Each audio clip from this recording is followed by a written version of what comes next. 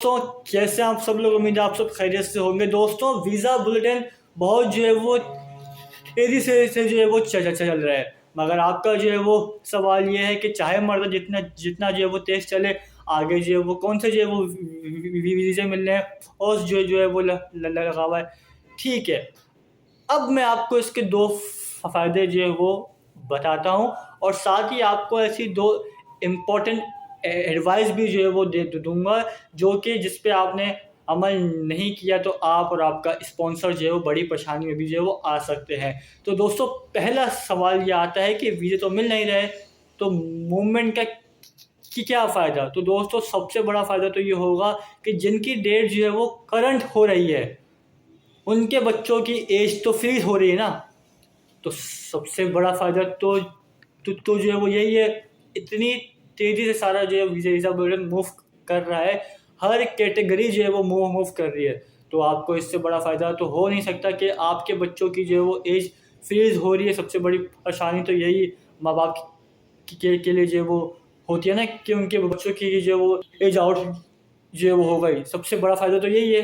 पूछें इंडिया वालों से, 6-6 7-7 महीने से पड़े हुए, उनका तो मूव ही नहीं हो रहा। तो यही ना कि बच्चों की एज तो वो हो जाती है आउट। सबसे बड़ा फ़ायदा तो ये है। अब दूसरा इसका फ़ायदा कि आप अपने डॉक्यूमेंट्स देकर फ्री हो रहे हैं। जिनको वेलकम लेटर मिल रहे हैं तो वो अपने डॉक्यूमेंट्स जो है वो देकर फ्री हो रहे हैं, एकदम रिलैक्स जो है वो हो रहे हैं। आप सब कुछ अपना जो है वो क्लियर जो है वो कर रहे हैं और अब आखिरी स्टेज में जा रहे हैं। आखिरी स्टेज में जो है वो आप लोग जो है वो जा रहे हैं। अब बात करते हैं कि आखिरी स्टेज क्या है। या आपका इंटरव्यू हो गया है, या तो आप पॉज की वजह से अपने वीज़े का इंतज़ार जो है वो कर रहे हैं, या आप अपने डॉक्यूमेंट्स जमा करवा के डेट करंट होने का इंतज़ार जो है वो कर रहे हैं। याद रखें, जिनको वेलकम लेटर मिल रहे हैं उनके बच्चों की एज फ्रीज नहीं होनी जब तक उनकी डेट करंट ना हो जाए। जैसे ही डेट करंट हो जाती है, आपकी बच्चों की एज फ्रीज हो जाती है। तो अब बच्चा 21 साल से अगर कम है तो वो क्वालिफाई जो है वो कर जाता है। ठीक है, आपने तो सब समझ लिया। लेकिन जो एडवाइस मुझे आपको करनी है वो ये है कि वीज़ा तो 4500 जो है वो इशू होना है मैक्सिमम। F4 की मैं वाली बात जो है वो कर रहा हूँ, क्योंकि सबसे ज़्यादा जो वीज़ा जो है वो इसी को जो है वो में मिलते हैं। 30 सितंबर जो है वो आखिरी दिन है इस साल का। साल जो है वो 1 अक्टूबर से लेके 30 सितंबर तक चलता है अमेरिकन इमिग्रेशन डिपार्टमेंट का। ठीक है, 30 सितंबर तक उन्होंने 4500 जो है वीज़े जो है वो इशू करना है, जो कि अभी तक जनवरी से लेकर अब तक इशू नहीं हुए। पिछले साल अक्टूबर, नवंबर, दिसंबर में कितने वीज़े जो है वो इशू हुए हमें नहीं पता, हमें नहीं मालूम।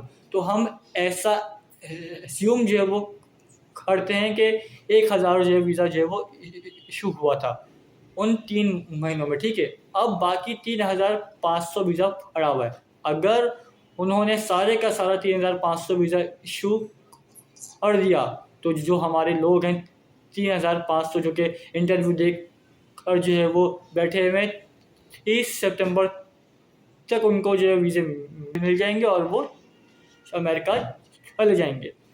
तो अगर 30 सितंबर तक वीज़ा हो गया और बंदे बच गए, यानी बंदे थे 3500 से ज़्यादा थे बंदे, तो वो अगले साल के लिए चले जाएंगे।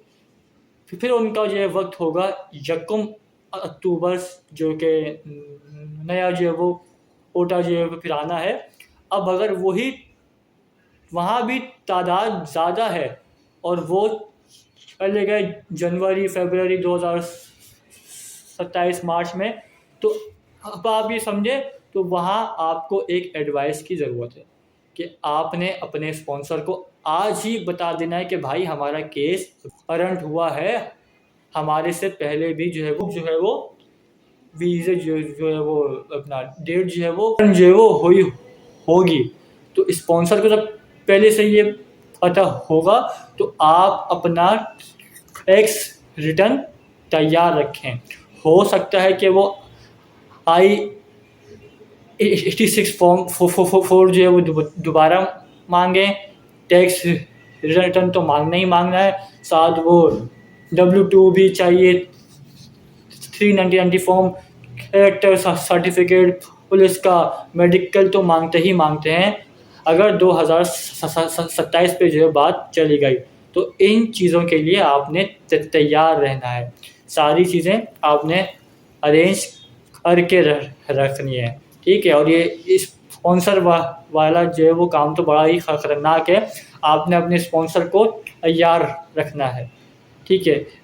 इतने मेरे पास वो आते हैं फ़ोन के, उनके पास स्पॉन्सर नहीं है, वो परेशान जो है वो बैठे हुए।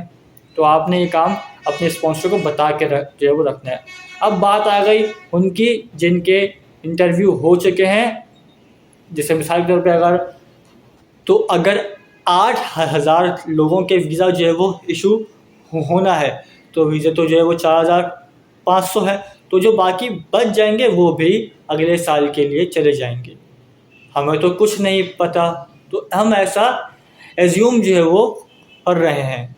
तो वैसे तो उनको भी चाहिए कि जब उनका इंटरव्यू हो जाता है तो वो डॉक्यूमेंट्स दोबारा नहीं मांगते। जब उनका इंटरव्यू हो जाता है तो वो दोबारा डॉक्यूमेंट्स नहीं मांगते जब तक उनको किसी चीज़ पे शक ना हो। वो अगर शक होगा तो आपको उसी वक्त जो है वो इंटरव्यू के दौरान जो है वो आपको जो ऑफिसर होगा जो आपका इंटरव्यू ले रहा होगा उसी वक्त जो है आपको बोल देगा कि हमें ये जो है वो डॉक्यूमेंट्स दोबारा जो है वो चाहिए। तो फिर वो आप जमा करवा के फ्री हो जाते हैं। तो ये आपने चीज़ों को समझ लिया। यही थी आज की वीडियो। उम्मीद है आपको वीडियो पसंद आई होगी। अगर आपको पसंद आई तो लाइक करें, कमेंट करके जो है वो बताइएगा, और मेरे चैनल को लाजमी जो है वो सब्सक्राइब करके रख लीजिए। आने वाली मज़ीद न्यूज़ और आपके तमाम सवालात के जवाब इंशाल्लाह मैं दूंगा हर अपनी नई वीडियो में। जो भी आपके वो सवाल वो आप मुझसे जो है वो पूछ सकते हैं। Thank you so much.